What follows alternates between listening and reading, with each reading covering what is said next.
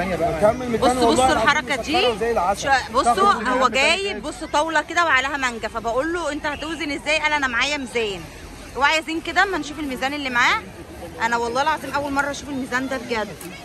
انا بحسبه بيبيع. امسكي يا زين البتاع، امسكها في ايدك. بصوا طبعا هو معاه مانجا عويسي ومانجا اسمها ايه الثانيه دي؟ سكري.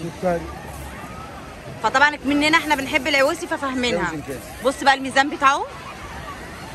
ايوه تمشي بقى على الصفحه ولا ايه؟ بص الميزان ده والله العظيم انا اول مره اشوف الميزان ده.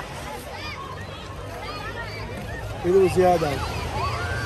بص بيسجل اهو. بص شلت الميزان.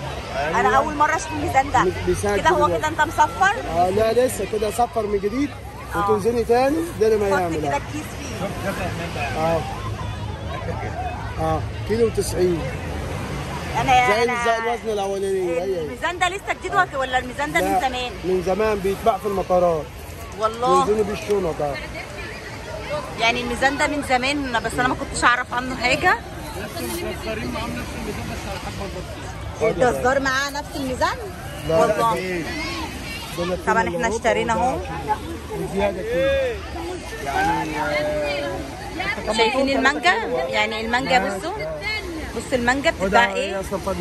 محطوطه على طاوله. دي انا ما رضيتش عشان انت اديتني امانه فما رضيتش احطها. بص حط اللي انت عايزه يا زين. ابني اللي واقف بينقي المانجا. يعني الواحده دي كده ربع كيلو؟ لا ده هو كيلو زياده فكده كيلو وربع. طبعا احنا مش جايبين كيلو وربع، احنا جايبين ما شاء الله 3 كيلو. 3 كيلو؟ 3 كيلو صح؟ هات الشنطه يا هلا. انا عايزه امنع على منها تطمن ايوه يعني الاثنين عويس عملتهم بكام؟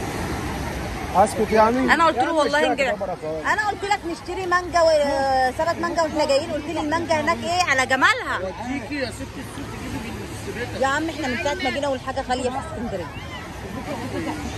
هنا بس على الشط اللي غاليه. والله اغلى. خليكي سجليه. هو جالي هنا بس على الشط غاليه. روحي بره في الوكاله اول ما يلاقيها ب 60 و70 ويقولوا لي احنا اشترينا على الراجل اللي على البحر. لا ما نقدرش يا حاج. هو اللي الله يرزقك. الله يرزقه ما نقدرش نفتري عليه. انت عايزه يا عم. كل سنه وانت طيب وربنا يرزقك يا رب برزق ولادك يا رب. الله يخليك. يلا الله يرزقك يا رب. عشان تسلم عينك يا حاج. اسال بره وانا اخر واحد. انت عم ايه بقى؟ انت خدت عويس خدت عويس على 50 جنيه.